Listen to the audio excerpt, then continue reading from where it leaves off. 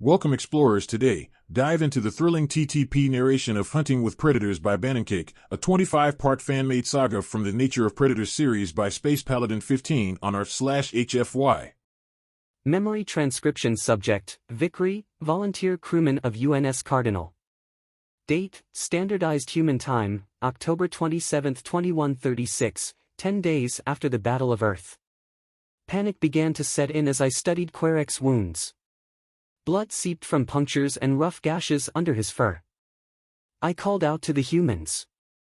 Querex bleeding. I shouted over at them. Grant rushed over, followed by Reese and Tenga. Grant knelt beside us and inspected Querec. I saw panic spill into his eyes as he frantically rummaged through his pack, tossing miscellaneous objects about before pulling out a small, red bag. He threw it open, pulled out a roll of white fabric, and pressed it into the worst of Querec's wounds. The poor Venlil flinched as Grant pushed down. Reese followed suit and targeted the wounds that were bleeding the most. The wolf's teeth had torn through Querec's flesh like paper. Its thrashing as it held him in its jaw mangled the area around his shoulder, chest, and back. For a human, this wound would undoubtedly need attention, but it wouldn't be anything close to life-threatening. The subsequent infection would be the worst of their troubles. But Querec didn't have that luxury. Should he survive, his arm would never be the same. Grant spoke up as he continued applying pressure. "Talk to me, buddy. Can you hear me?" There was fear in his voice. He didn't even seem this scared facing down a wolf pack. Querec inhaled. "Yeah," he said weakly. "You're very loud. You sound scared. Are the predators coming back?" No, Querec, we're safe for now. We won." Grant answered. Querec's gaze became distant as he avoided eye contact with the humans.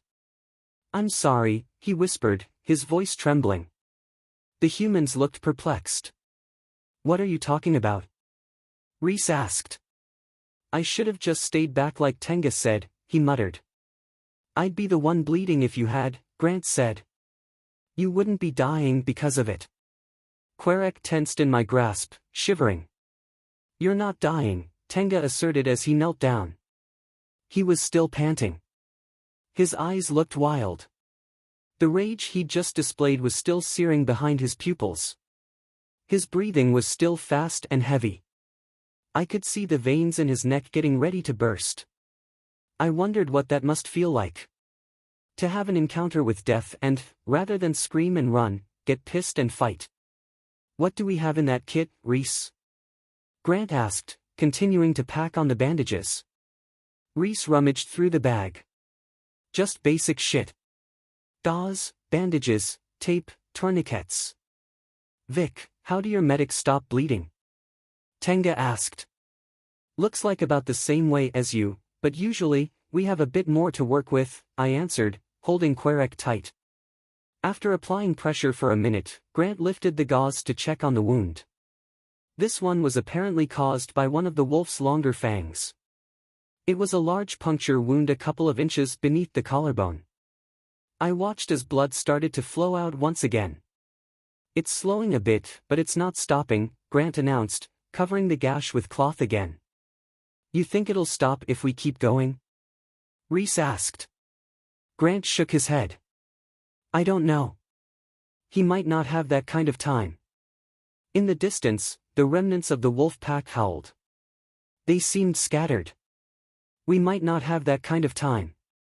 They could come back at any minute, and if they do, our chances are gonna get a lot worse," Reese added. Tenga hung his head before walking away.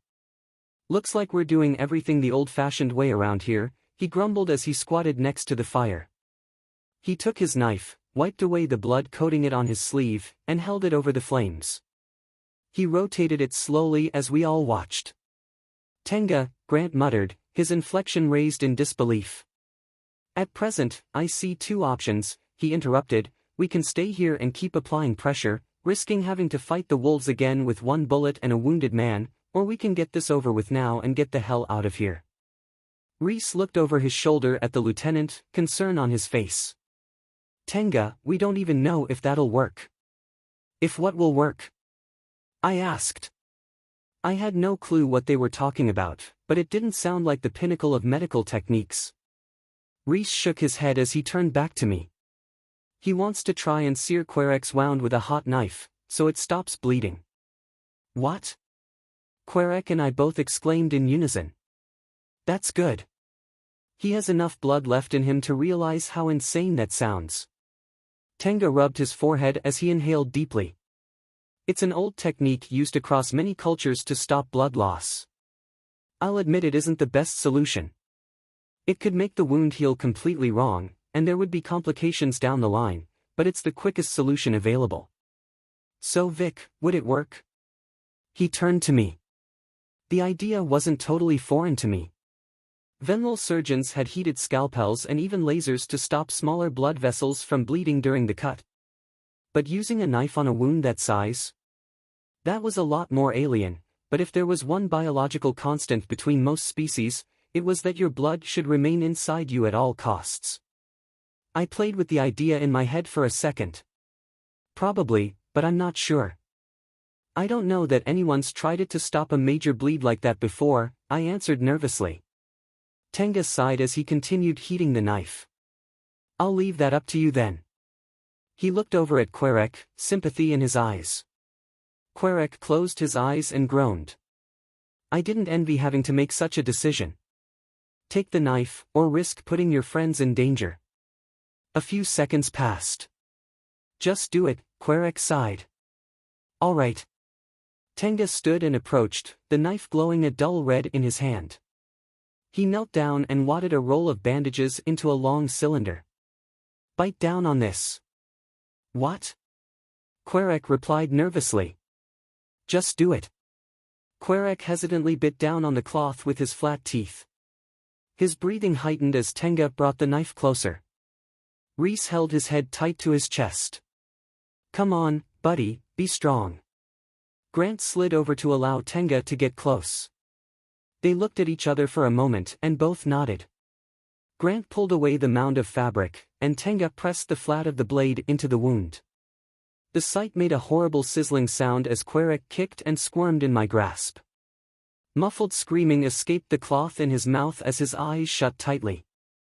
I felt every muscle in his body contract as Tenga held the knife there for several seconds. Querec writhed as Grant and Reese held him still, gritting their teeth as though they could feel the pain too. It was unbearable to watch. I worried that he might faint. Finally, Tenga removed the knife, and Querec stopped squirming. He panted as Tenga removed the cloth from his mouth. Everyone held their breath as the lieutenant studied the wound closely for any bleeding. He sat back. Looks like it works after all. A collective sigh of relief followed, but Querec wasn't out of the woods yet. He'd lost a lot of blood. More complications could easily arise. He whimpered weakly as his breathing slowed back down. You humans are fucking crazy, he groaned. Tenga chuckled. Let's get you out of here, pilot. He gently hoisted Querec up. Pack up quick. We need to make some ground. The quiet night was disturbed by the relentless footsteps of hungry predators as they jogged across the plateau. Tenga had fashioned a sling from a tarp and carried Querec in it. He'd stuffed the same blanket we used just yesterday inside to keep him warm. Tenga clutched him to his chest as he ran. I doubted even a fire would provide that amount of warmth. If there was one thing the human body could do well, it was dissipate heat. I was with Grant this time, in front of Tenga and behind Reese. They had both taken up some cargo from Tenga to more evenly share the load. Between rhythmic breaths, they conversed. How's your arm, Tenga? Grant asked. I turned around and saw his right forearm wrapped in a tight layer of bandages. It's still there, Tenga replied. That's good enough for me. Are you immune to rabies? I honestly don't know. I doubt it. What exactly is rabies? I asked. Grant caught his breath before answering. Nasty virus that goes after your nervous system. It can infect just about any mammal on this planet. After a long incubation time, it starts destroying your brain. It's not a pretty way to go. Unless by some miracle we get rescued in the next day or so, the infection will get a foothold. It takes weeks, even months, before symptoms start to show. I couldn't believe what I was hearing. Tenga possibly had a brain-eating virus in his bloodstream, and he never even thought to bring it up. It can be cured after the fact, right? Grant tilted his head. I don't know about our doctors, but I'm hoping yours might be able to do it. That was true, Venlil medical science was far ahead of humanity's, but we'd need to get to them first. What about Querek? Do you think it would infect him?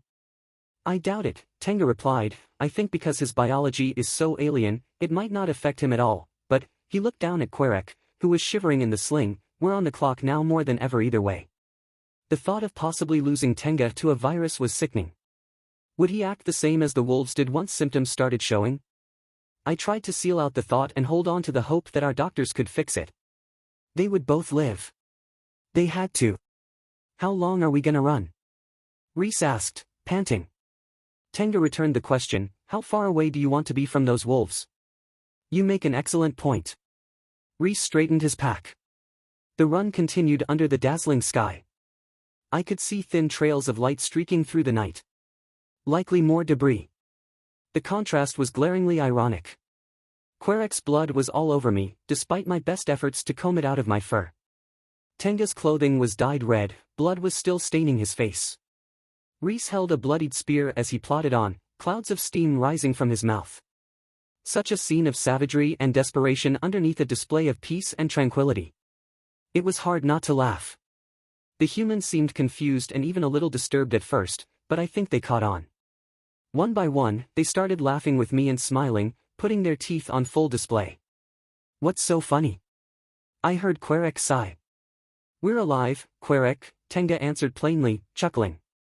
Death must be so pissed. The predators ran until we finally found a spot that seemed like a safe place to rest. Another stream with sparsely scattered trees around. We hadn't heard from the wolves since we started running. I hoped they'd given up for good. The exhausted humans and I started a fire concealed in a hole in the ground. I used the water from the stream to attempt to clean my fur. It wasn't working that well. The blood had already dried. I'd need to submerge completely, and that wasn't happening in that freezing water. Tenga washed his face in the stream while I struggled. I thought about how nice it would be not to have fur at times like these. While the humans continued to set up, I searched around for some things for Querek to eat. I could still find quite a few tree nuts buried beneath the snow. We agreed to have 2 watches, as the sun was coming up soon anyway. Tenga and I got the first. Before Grant and Reese headed to bed, Tenga sat Querek down close to the fire and began removing some of his bandages to check on his wounds. It was easy to see that Querek was bothered, and not just by the pain. Tenga picked up on it immediately. What's got you so down? Aside from being attacked by wolves, of course. Querek looked up at him as he unwrapped the bandages. It's just, I feel like I'm putting you all in danger. I couldn't bear losing any of you. Tenga sighed. What happened in that battle, Querek? Querek looked baffled. Now he understood what it was like for me. The man could read minds, and I wasn't going to be convinced otherwise. Querek looked away before replying. Now? Yes, now. I need something to keep you talking while I work on this. Querek was silent for a moment before breathing deeply. You know all those nukes you crazy primates made over the years? Yeah, I'm quite familiar. The UN made a new breed of large strike craft under threat of invasion. One that launches from the surface with a booster. They named them Hornets, which I learned are rather aggressive insects that don't enjoy having their nests disturbed. Tenga chuckled, fitting. They were designed with Venlil technology integrated. The UN converted some of their nukes into ship-killer missiles specifically designed for the Hornets. They needed pilots who were familiar with the Venlil tech, so I volunteered. Querek stirred and shivered as Tenga finished removing the bandages. I trained with my pilot, Nayla, for about a month. We shared chemistry that I never expected to find in a predator. We spent every waking moment together, she was one of my best friends. Querek's voice faded. It was getting harder for him to continue. Tenga gently cleaned the bite marks with a wet cloth. Sounds to me like you're both heroes. Don't jump to conclusions yet, Querek said coldly. Tenga paused, perplexed. When the Federation showed up, we strapped in, her in the front, me in the back. We launched to orbit into utter chaos. The ship was fast. There wasn't a point where the engines weren't overheating. Nayla had to push the craft to its limits to get inside the Federation point defenses. I was back there trying to keep the Venlil engines from detonating the entire time. I've never seen anyone fly like that before. She was like a wild animal. Not so different from you and the wolves. Querek drew a shaky breath as he looked around at all of us, surveying our expressions as his eyes drifted to each one of us individually. When they landed on me, I assured him with a tail sweep as well as a nod. The human body language was slowly becoming more and more second nature to me with each passing day. He looked back up at Tenga and continued, "We got to our target, fired the payload, and turned tail for Earth. On the way back, 2 Federation fighters picked us up. The fight felt like it lasted ages. Nayla did everything she could, but the Hornets weren't fighters. All she could do was try and keep us alive until we got back to the surface. That's when our gravity generator got hit, right in the middle of a hard turn. I blacked out before I even realized what was happening. Throughout that whole fight, I kept waking up and trying to do something, anything to help her, but it felt like my spine was being crushed. I couldn't stay awake." Querek's voice trembled, and I could see tears forming in the corners of his eyes. That went on for an eternity until I woke up, and we were hurtling through the atmosphere. It took every bit of strength in me to get the Hornet under control, but I got it out of the flat spin. That's when I realized the cockpit was decompressing, and Nayla was shot. Querek choked and inhaled deeply, staring at the fire. Silence followed. For a few seconds, no one seemed to know what to say. I was sure we all had similar stories to tell after that battle. Finally, as I was expecting, Tenga broke the silence. "And you blame yourself for that?" Once again, his inflection sounded more like a statement than a question. Querek nodded. "Yeah. I thought so." Tenga looked ahead and slightly upward, seemingly at some nondescript point in the sky. "I've served in the military for almost 14 years now, and I've got a handful of similar stories I could share. That guilt will tear you apart, Querek. You have to let it go." "I can't, Tenga. She'd be with me here now if I weren't so weak. Even now, you're all in danger because of me." "Weak?" Tenga looked down at him. He had this squint in his eyes that I wasn't sure how to interpret. It was like he was frustrated or upset but with an air of pity. "Querek, when most of the galaxy turned on us, you fought with us. You had the strength to fight for what you believe in against impossible odds. So did Nayla. Strength isn't about what you did or didn't do in the battle, it's about getting behind those controls in the first place." Querek weighed the lieutenant's words for a moment. Only the flowing stream and crackling fire were audible. The humans nodded in agreement but didn't add anything, their gaze never left the fire. "How did you do it?" "Get over that guilt, Querek asked. Tenga started to wrap his shoulder up once again. "I was a squad leader in a special forces unit once, years ago. A sniper killed a friend of mine on a sabotage mission. I was new to the leader role back then. Every loss I took weighed heavy on me, but his especially. I couldn't stop thinking of all the ways I could have prevented it. I carried that guilt and made it a point to deliver the news to his family personally. I was expecting them to hate me. Blame me. Instead, in the weeks following, they treated me like one of their own. In my darkest days, they went to great lengths to see that I was taken care of. They'd feed me. His brother would visit, and we'd talk for hours.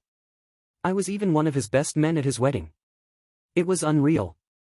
Tenga smiled slightly. "I realized that the only person blaming me for what happened was me. I learned how to forgive myself by watching others do it." Querek hung his head thoughtfully, his ears were half lowered. "But would her family would forgive me?" "I do," Reese said. "Same here," Grant concurred. "I forgive you, but you're still getting your blood out of my fur once you're better," I jabbed, brushing my bloodied shoulder with one paw. "That makes 4 of us then." Tenga looked back down as he tightened the bandages. Querek chuckled somewhat awkwardly. That seemed to at least put him at ease for the moment. As everyone settled, I wrapped Querek tight in the blanket. I laid him down close to the fire and joined Tenga, sitting just behind the wounded Venlil. 14 years? I asked. Yep. Gods, you're even older than I thought. Tenga laughed and shoved me gently, just enough to nearly send me off the log. I laughed with him as I recovered my balance. It was so bizarre how comfortable I'd become around them. What about you, kid? Just 3. Spent most of that time as an engineer.